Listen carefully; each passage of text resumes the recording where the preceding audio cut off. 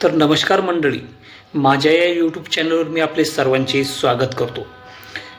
मंडळी, मी व्हिडिओ काढायचं एकच कारण आहे की ज्या लाडक्या बहिणींना पैसे जमा झालेले नाही आहे, हप्ते जमा जे झालेले नाही आहे, त्यांची KYC ऑलरेडी चुकलेली आहे. KYC चुकलेली असल्यामुळं त्यांचे पैसे खात्यामध्ये जमा झालेले नाही. तर ती KYC जी दुरुस्त करण्याचा जो ऑप्शन आहे तो आता सध्या उपलब्ध झालेला आहे. तर तुम्ही तो ऑप्शन निवडून तुम्ही कशा पद्धतीने KYC तुम्हाला करता येईल या पद्धतीची पूर्ण माहिती मी आपल्याला ह्या व्हिडिओमध्ये पूर्ण दिलेली आहे. तरी तुम्ही हा व्हिडिओ शेवटपर्यंत पहा व व्हिडिओला लाईक आणि चॅनलला सबस्क्राईब करायला विसरू नये. चला तर मग आपण KYC कशा पद्धतीने करायची आपली दुरुस्ती याबद्दल मी आता या व्हिडिओमध्ये सांगतोय. चला व्हिडिओ सुरू करूया आपण. तर सर्वप्रथम आपल्याला काय करा, ब्राउझर ओपन करायचं. आपल्याला तुमच्या मोबाईलमध्ये जे कोणतंही ब्राउझर असेल तर ते पहिलं ओपन करून घ्यायचं आहे. माझ्या ज्यात क्रोम आहे, मी क्रोम ब्राउझर आता ओपन करतो आहे. ओपन केल्यानंतर बघा इथं सर्चमध्ये टाईप करायचं आहे आपल्याला लाडकी बहीण योजना KYC. लाडकी बहीण योजना KYC असं आपल्याला टाईप करून घ्यायचं आणि सर्चवर आपल्याला क्लिक करायचं. त्यानंतर आता तुम्ही बघू शकता आपल्याला तर इथं तुम्हाला वेबसाईट आलेली आहे. दोन्हीवर केलं तरी काही अडचण नाही आहे. पण काय करायचं, ही जी 2 नंबरची दिसते तुम्हाला बघा ही साईट, यावर आपल्याला क्लिक करून घ्यायचं आहे. क्लिक केल्यानंतर बघा अशा पद्धतीने एक नवीन पेज आपल्याला ओपन झालेलं आहे. तर आता इथं बघा इथं काय टिप दिलेली, ही KYCची संधी फक्त त्या लाभार्थ्यांना आहे ज्यांच्याकडून KYC करताना चुकीचे पर्याय निवडण्यात आलेले होते, त्यांच्यासाठी. तर त्यासाठी आपल्याला काय करायचं आहे, आता हे जे पिवळ्या पट्टीमध्ये जे लिहिलेलं आहे त्यावरच आपल्याला आता क्लिक करून घ्यायचं आहे. आता क्लिक केल्यानंतर तुम्ही आता बघू शकता आता अशा पद्धतीने एक नवीन पुन्हा पेज आपल्याला ओपन झालेला आहे.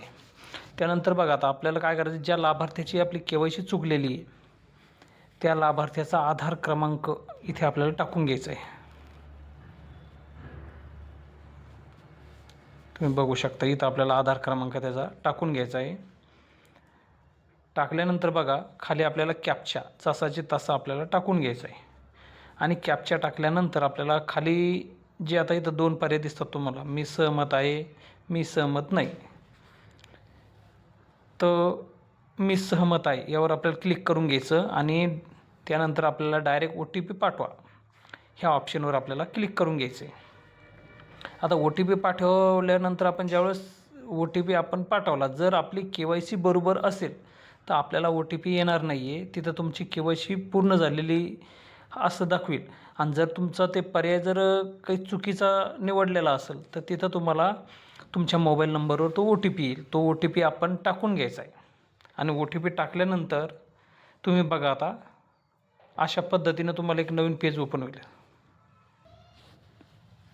आता असा नवीन पेज आपल्याला ओपन झालेला आहे. त्यामध्ये बघा आता 2 ऑप्शन दिलेले आहे आपल्याला, A आणि B. तर पहिला जो ऑप्शन आहे, माझ्या कुटुंबातील सदस्य नियमित कायम कर्मचारी म्हणून सरकारी किंवा विभाग, उपक्रम, मंडळ, भारत सरकार किंवा राज्य सरकारच्या स्थानिक संस्थेमध्ये कार्यरत आहे नाही. तर आपण इथं नाही पर्याय निवडायचा आहे. नाही आता मी निवडलेला आहे. त्यानंतर B मध्ये बघा माझ्या कुटुंबातील सदस्य नियमित कायम कर्मचारी म्हणून सरकारी किंवा विभाग, उपक्रम, मंडळ, भारत सरकार किंवा राज्य सरकारच्या स्थानिक संस्थेमधून सेवानिवृत्तीनंतर निवृत्तीवेतन घेत नाही. जर घेत असेल तर आहे निवडायचं, नसेल तर तिथं नाहीच पर्याय निवडायचा. आता मी दोन्ही याच्यात नाही म्हणून निवडलेले. त्यानंतर आपल्याला खाली जे हे दिसते इथं आपल्याला टिक मार्क करून घ्यायची आणि आपल्याला सबमिट या ऑप्शनवर आपल्याला खाली क्लिक करून घ्यायचं आहे. आणि क्लिक केल्यानंतर लगेच आपल्याला स्क्रीनवर मेसेज दिसेल की तुमची KYC सक्सेसफुली पूर्ण झालेली आहे असा तुम्हाला मेसेज दिसेल. तर धन्यवाद मित्रांनो.